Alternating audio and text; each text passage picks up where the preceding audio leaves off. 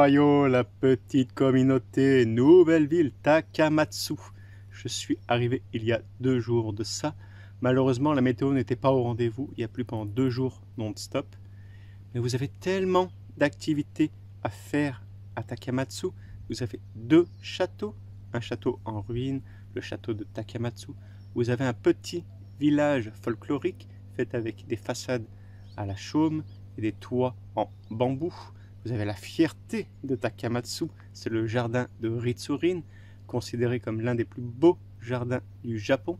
Alors je ne sais pas si c'est un vote annuel ou définitif, mais les Japonais élisent les plus beaux châteaux et les plus beaux jardins, et celui de Ritsurin culmine dans le top 5 des plus beaux jardins du Japon. Comme nous avons fait beaucoup de jardins et de châteaux et que c'est notre dernière journée à Takamatsu, aujourd'hui j'ai privilégié une petite île située au large de Takamatsu, l'île d'Ogijima. Ce matin j'ai pris un ferry, ça vous coûte à peu près 1000 yens l'aller-retour et c'est situé à 40 minutes du port de Takamatsu. Allons découvrir l'île d'Ogijima. Donc voilà l'île d'Ogijima. On est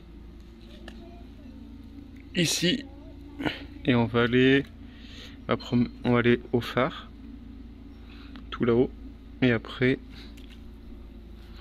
nous irons au shrine, à la passerelle, au sud. Lorsque vous arrivez au port d'Ogijima, je pense que Jima ça veut dire île en japonais. Je vous mettrai oui si c'est vrai en bas, que Jima ça veut dire île. Vous pouvez vous promener dans le village des pêcheurs. Par contre, on ne peut pas rentrer dans les maisons. Certains habitants proposent le restaurant ou le café. Et là, je vais direction le phare d'Ogi.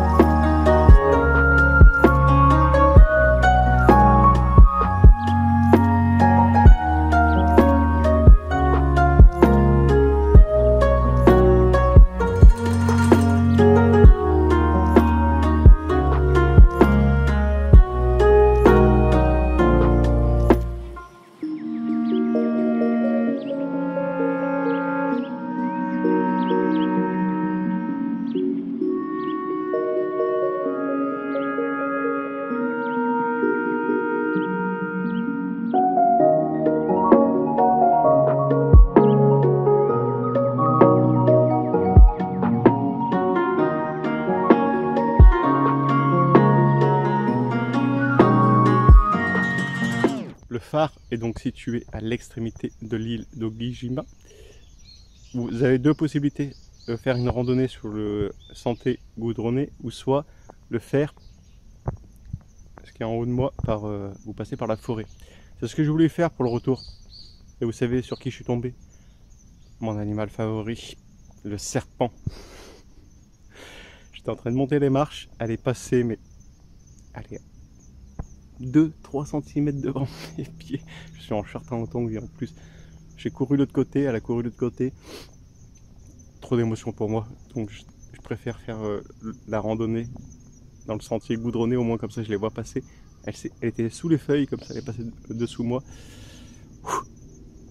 Donc après avoir visité le phare, je vous amène visiter l'autre pavillon Shinto qui est situé à l'autre extrémité de l'île. Et ensuite nous rentrons sur Takamatsu, car le ferry est à 16 h. Il est pas loin de midi, on va aller manger aussi entre temps. C'est une bonne journée sur l'île d'Ogijima, avec ce ciel bleu, c'est parfait. Venez à Ogijima.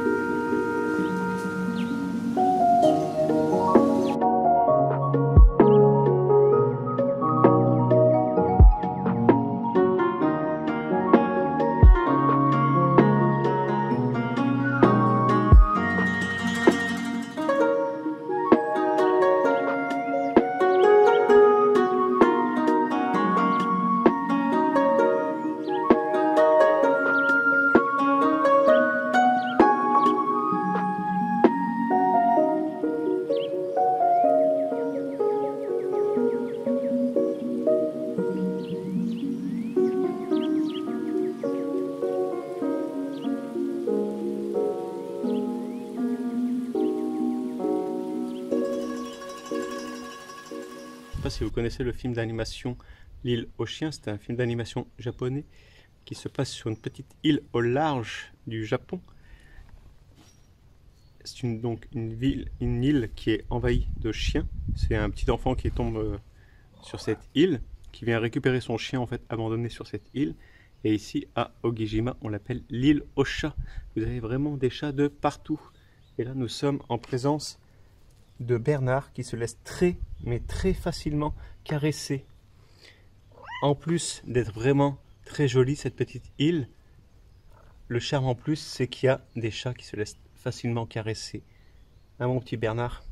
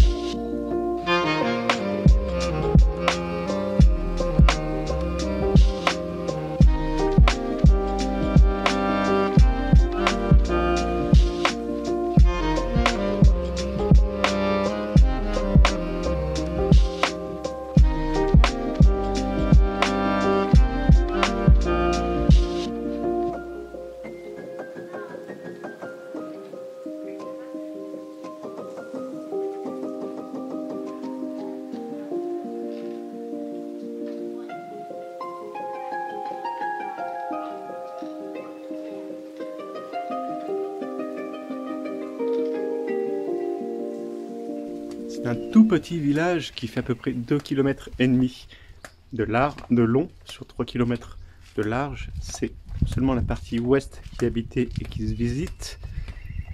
C'est des petites maisons en bois, pas très hautes, entourées de murs de pierre. Les maisons sont imbriquées les unes sur les autres. Vous avez des petites ruelles, là, comme à côté de moi. Ça donne, je trouve, un autre côté du Japon qu'on voit pas forcément tout le temps dans les vidéos. J'adore ce petit village d'Ogijima.